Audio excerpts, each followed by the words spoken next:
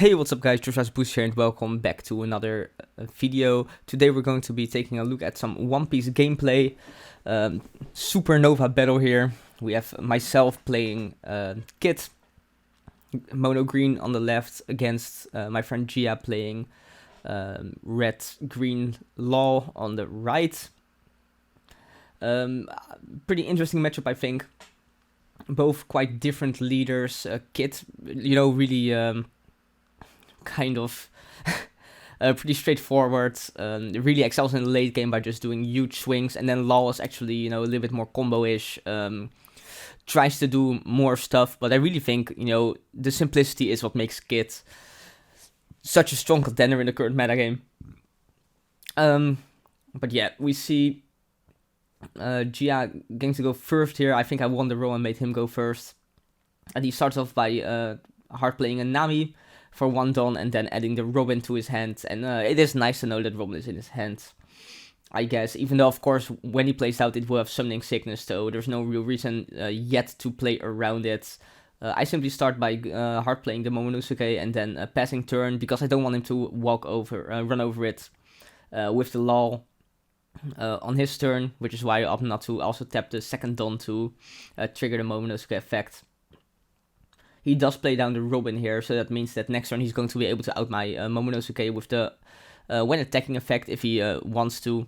And it's definitely, you probably do want to get rid of the Momonosuke just because it is potentially is going to get me a surge every turn. Even though potentially he could also swing over it with the Nami if I do opt to rest for its effect. But I'm actually going to do is here use 2 Dawn to play down the Nekomamushi, which allows me to suspend the Robin. And now I'm just going to attempt to walk over it with the Kid, I'm pretty sure.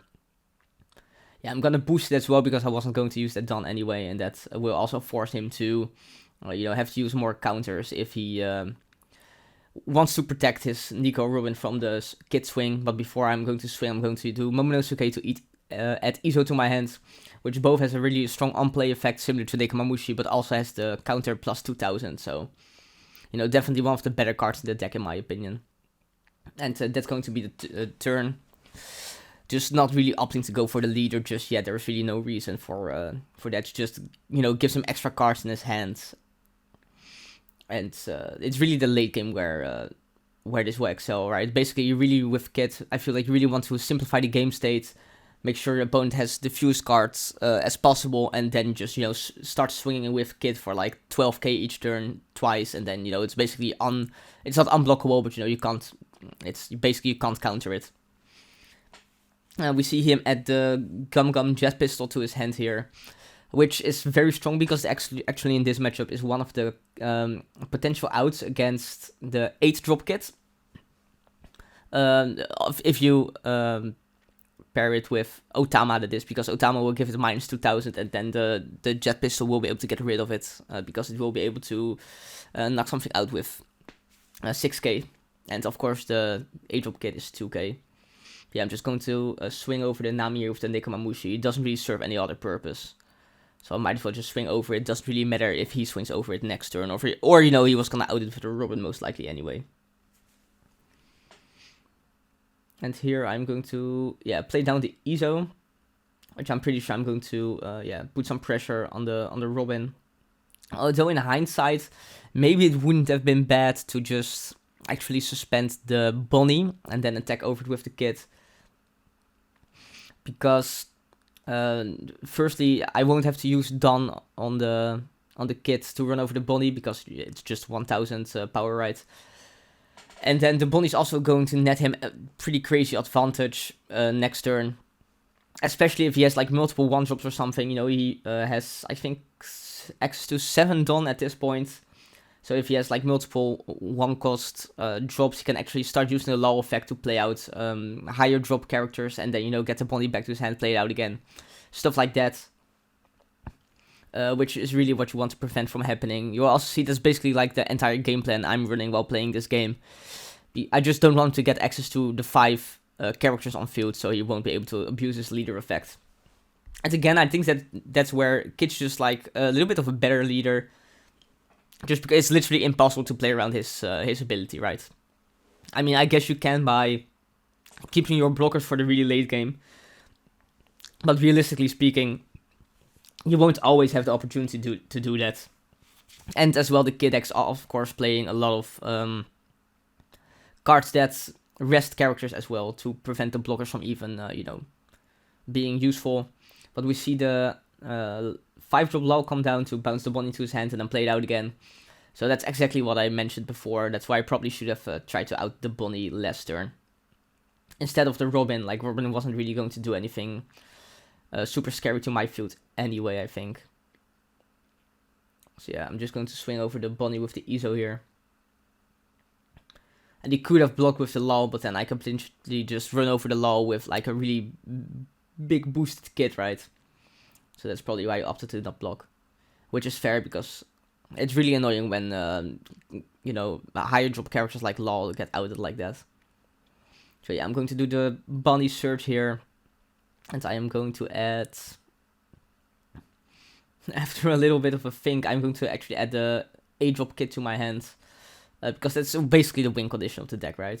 Establish the 8-drop kit and then make it super hard for your opponent to get through it. Especially like the Law deck doesn't really play a lot of very big beaters. So for that deck specifically, it has a really rough time trying to get past the kit, the 8-drop.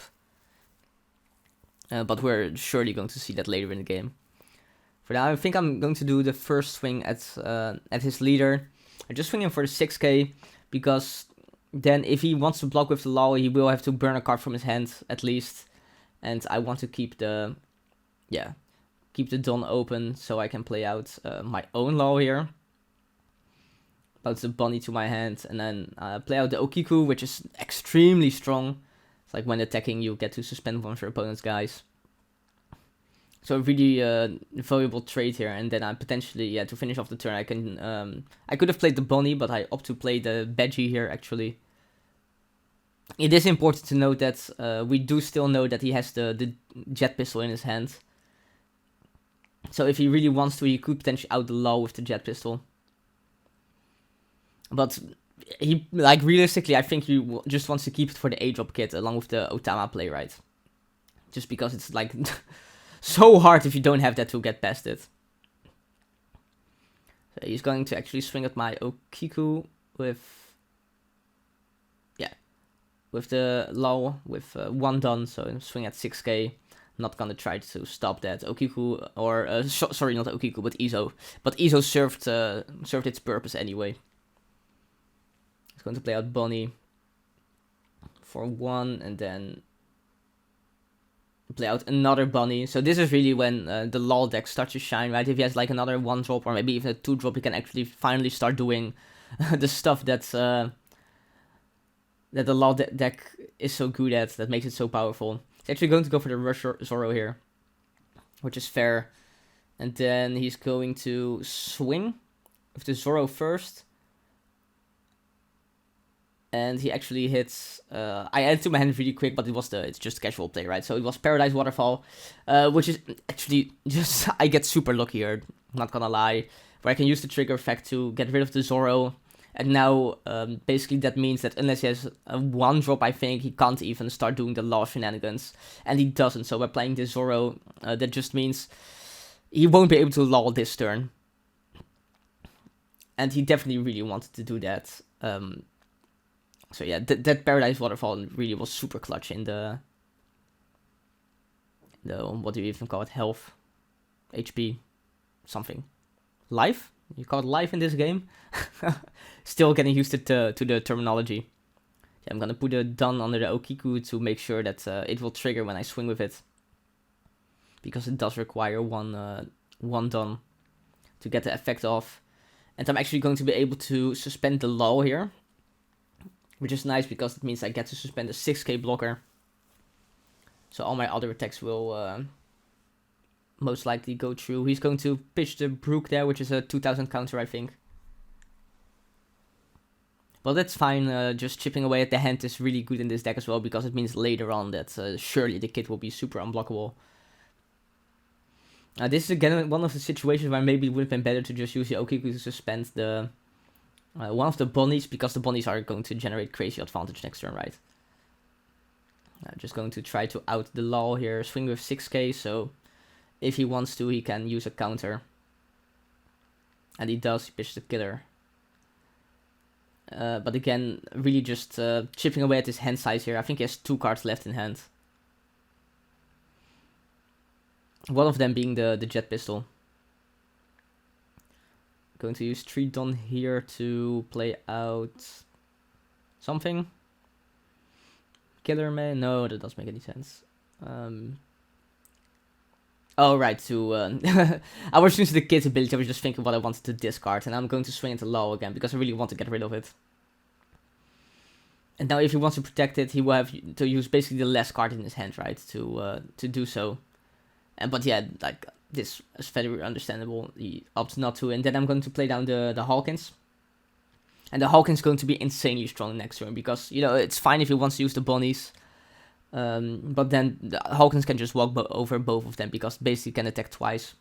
Or it can, you know, go active again when it battles a character. But he is going to be able to refill his hand here, which is definitely very strong. Because he's at just 2 cards, and after this he's going to have 4 cards, which is definitely nice. Bondi is like one of the best cards in the game, I think. At this point anyway. He's going to add another Zoro. Probably to set up for like a very big push next turn, or maybe even this turn, right? Like he could do that. He's going to out the Okiku here with Zoro, which I'm going to allow. And yeah, I think that's fair, because at the end of this turn, most likely most of his characters will be suspended anyway. So at that point, the Okiku will have pretty much served its purpose. And I can just run over them with the guys on the field, especially with the Hawkins. However, I do have to admit that at this point I had pretty much forgotten he had the jet pistol in his hand. So I was kind of playing like this because I figured I would keep the Hawkins on field, but yeah, he's going to swing at the leader here. But now he's going to jet pistol me. And then I'm in like not a super bad position, but definitely not the position I wanted to be in. However, now that he has used the jet pistol, I can safely play down the 8 cost kit. And, you know, that card is just so strong, and will definitely put me in a really good position. Like, unless he has another jet pistol and Otama. Like, we're not even sure if he has the Otama, right? So yeah, I'm going to out the Bondi with the kit. I value the attack power of the Law here more so than him being a blocker. Which is fair enough, because I'm going to play the kit, right? And the kit is really big. Like, it's not a blocker, but it is very strong. I'm going to suspend it for its own effect. To get the bunny on the field and get it suspended as well. Add killer to my hand, then put the Don under it to make the effect active, where my opponent can only attack him. So yeah, definitely fair enough line of play. And it's just, like I already mentioned it, how important it is to get rid of your opponent's characters in this matchup. I really don't want him to have 5 characters on the field, so he can start doing, you know, basically playing out higher drop characters for lower cost, which is essentially what the Law does. He's going to play the Otama here to actually lower my kit to 6k, which is a little bit annoying, because that means it will be easier for him to run over the kit. But I do still have the Badge on field though, which is extremely strong. Because it can, you know, if he does boost something big enough to run over the kit. So yeah, now he's going to do Law shenanigans, and this is exactly what I was talking about, right? So he's going to put the Otama back to his hand with the 5 cost Law, and then use Otama again on kit, so at this point it has 4000 power. And he has a lot of guys that can run over it, so he's going to swing with the Law. And if I do have a 2k counter, I have the EZO, then that it will be enough for the kid to live. And now, if he swings, so he's going to swing with the Zoro, and yeah, I'm going to block. Then he's going to swing with the Zoro, the less Zoro, and basically if I do have enough counters to keep the kid out, it's definitely worth it. And I do. Yeah, he's swing with just 5k, so just 2000 counter is enough. I do have now 3 or 2 cards in hand, so not a lot, but both his Zoros are suspended now. I do have the kid on field, which poses a huge threat. Also as an attacker, obviously, because it can just swing with 9k, which is a lot. He does have the killer blocker, though, which is nice, with a Don under it as well, so he's going to be able to block But first I'm going to go Bonnie at the 7-drop, structure that kid to my hand, which is going to combo super nicely with the big kid. But yeah, I'm going to swing, attack one of the Zoros. And yeah, this is definitely the right play, right? Where he blocks with the kid or to draw a card. Then I'm going to swing with my kid on his Zoro. And I think he's really valuing the blocker Law here, so he opts to actually play a counter instead of block it. And then I'm going to swing with my Law, and yeah, he doesn't block it, of course, because he would have to waste another counter, which maybe he doesn't even have. And I'm going to use 7 Don to play down my kid, and play down another Veggie. So now I have 2 blockers, well, I do have 3 blockers I guess, but 2 blockers that are active, and the big kid. And it's looking really good because also Law just has just 3 cards in hand. So yeah, if you really want to, you can just use always remaining Don to make huge attacks. But I have 2 blockers for sure. And then potentially I even have some counters, right? So he's going to swing with 10k Law at my kid. I'm going to Veggie block it, of course. Because again, kid OP, too strong, want to keep it. And definitely essentially trading the Veggie against 5 Don of my opponent is very strong, right? He's going to play down Okiku. Going to start my turn by doing Bonnie. Adding Apu to my hand, mostly just for the 2000 counter, right? Which will definitely come up in the late game. Then Kid going to swing. Fina starts attacking his leader. And he takes it. Then I'm also, I assume, going to swing with, how much is it? 8k? Yeah, 8k at the leader as well. Which is also going to take, well, fair enough, you know, it also replenishes his hand. Which is definitely something he needs at this point. And now I'm just going to go Kid. Swing at the leader 8k, which is going to take. He does have a blocker though. So once again going to pitch a Momonosuke and then to unsuspend the kid, and he's actually going to block this time. Thinking if he wants to counter, but he doesn't. And then I'm just going to end turn with one Don up. So kind of telegraphing the Paradise Waterfall there. Which of course my opponent knows I'm playing because we saw it earlier in the live. He's going to give a lot of stuff to the Okiku. Make it 8. I'm going to swing at the kids. I'm going to block with Law. Oh no, I'm not going to block. He's going to suspend the Law, and then I'm going to go block it with the 7-drop kit, and then use Paradise Waterfall to boost it and to put it active as well. So now my opponent has 5 guys on field again. And he could potentially go put Otama to hand, I suppose, if he wants to. But he's actually just going to swing with Law. And I'm going to counter with Killer. And then he's going to end the turn. And now he has 0 life left, right? So it's time for me to go super aggro. He does have a double blocker on the field though. But he only has 4 cards in hand, and I'm going to, you know, put so much pressure on. Going to pitch 4000 there to protect from the 8-drop kit. Going to swing with Law for 6. Probably should have kept the counter for this, right? And probably should have blocked the 8-drop kit, I feel. Oh, but he he wants to keep the blockers for the leader kit, of course, because, you know, the leader kit can literally be as big as I want it to be at that point. So yeah, he's going to block a 7-drop kit with the Veggie, and now I'm just going to be able to boost my leader with 4 Don. So it's 9k swing, and yeah, that's just going to be the game, right? You can't counter that. And yeah, that was it, GG.